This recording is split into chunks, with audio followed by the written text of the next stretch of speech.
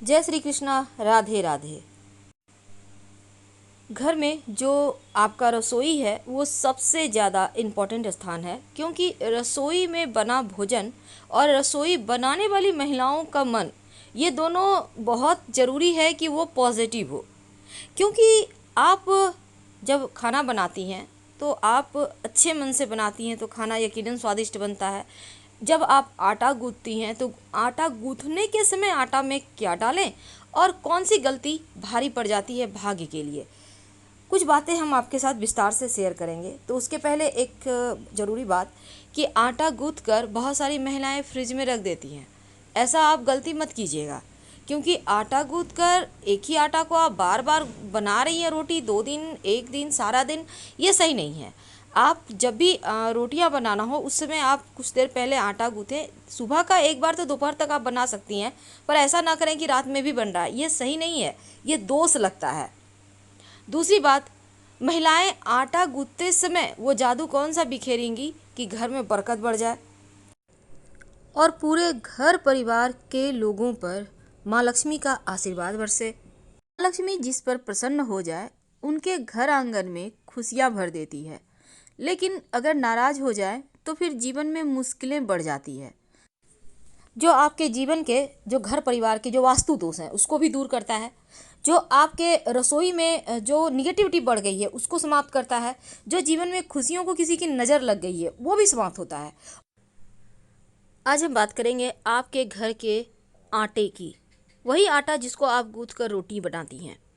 देखिए, महिलाएं अक्सर अपने किचन में काम अपने तरीके से करती हैं और बहुत सारी चीज़ों को एक साथ करना भी पसंद करती है ताकि बाद में किसी चीज़ की कमी ना हो। जब हम वर्किंग वूमेन की बात करें तो सब्जियों को, आटे को पहले से ही सब कुछ रेडी करके रख लेती हैं स्टोर करके, ताकि समय भी बचे और एक ही काम बार बार ना करना पड़े। लेकिन आज हम शास्त्रों की माने तो आज हम एक खास आपको बातें बताएंगे, क्योंकि ये काम अगर आप कर रही हैं तो कहीं ना कहीं आपके जीवन में जो तरक्की रुक गई है उसका कारण आपके घर का आटा हो सकता है।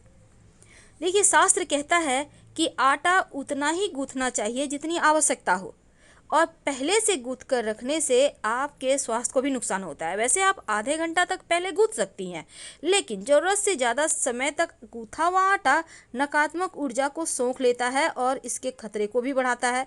देखिए, अगर हम आपको विस्तार से बताएं तो आपके घर में चकला बेलन भी है, तवा भी है और आटा भी है।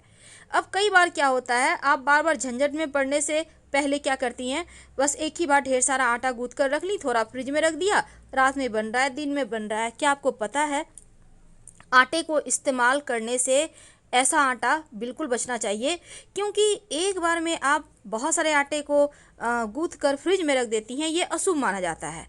क्योंकि आप आवश्यकता के अनुसार ही आटा गूँथें तो वो ज़्यादा अच्छा है, नहीं तो ये पिंड के समान हो जाता है। वैसे भी जब आप आटा गूँथती हैं ना, तो हमेशा ही उस पर मुट्ठी की छाप डाल दें। मुट्ठी से आप समूचा उंगलियों को मोड़ लें और छाप डाल दें, कि जैसे वो एक गोल सा पिंड ना दिखकर उसमें उबड़ खाबड़ टाइप से हो जाए। तो ये आटा फिर आपके जो निगेटिव एनर्जी है उसको आने से बचाएगा। लेकिन एकदम से चिकना करके आटा भूल कर भी मत रखें। कहा जाता है कि गूथे हुए आटे को घर पर रखना और दोबारा इस्तेमाल करना भी अशुभ होता है। तो ऐसे में घर का माहौल लड़ाई झगड़े या फिर स्वास्थ्य की समस्या लेकर आता है। अब पहले से वे गुथे आटे को रोटियां बनाकर खाने से भी स्वास्थ्य पर इसका थोड़ा सा प्रभाव गलत पड़ता है। तो इन चीज़ों से आपको बचना है। और ऐसे आटे की रोटी खाने से मानसिक टेंशन भी बढ़ता है, साथ ही शारीरिक स्वास्थ्य भी गड़बड़ होता है। इस बात का ध्यान रखें कि बचा हुआ आटा फ्रिज में ना रखें, बल्कि उसको आप रोटियां बना लें या फिर अपनी उंगलियों का निशान बना दें और फिर रखें। अब दूसरी बात, जब आप आटा गूंथती हैं तो उसके भी नियम हैं। पानी से तो गूंथा ही जाएगा, लेकिन आप उसमें थोड़ा सा दूध डाल दिया कीजिए। थोड़ा सा मतलब आप चाहें तो पूरा आटा भी गूंथ सकती हैं, ज़्यादा दूध है तो, नहीं तो 1 चम्मच डाल दें, आधा चम्मच भी डाल दें। ऐसा करने से उसकी, जब आप रोटियों को ओवन पे, चूल्हे पे फुलाएंगी फुलके को, तो क्या होगा, उसकी जो खुशबू उठेगी ना, वो सकारात्मक ऊर्जा को बढ़ाता है, माँ लक्ष्मी को आकर्षित करता है। तो इस बात का हमेशा ही ध्यान रखिए।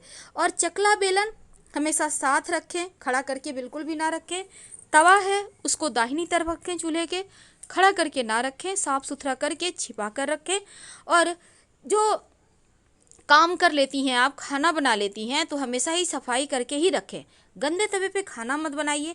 आपके घर में जो गेहूं के आटे हैं, आप चाहें तो उस आटे की पावर बढ़ाने के लिए, शक्ति बढ़ाने के लिए सूखा हुआ 1-2 तुलसी का पत्ता डालकर रख सकते हैं।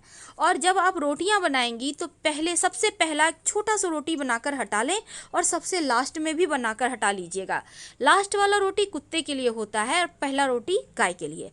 अब महानगरों में गाय कुत्ता मिलना ज़रा दिक्कत में है, नहीं मिलता है तो कोई बात नहीं, आप छोटी छोटी हटा लें, बनाकर एक टिक्की से बराबर डाल के भी आप हटा सकते हैं।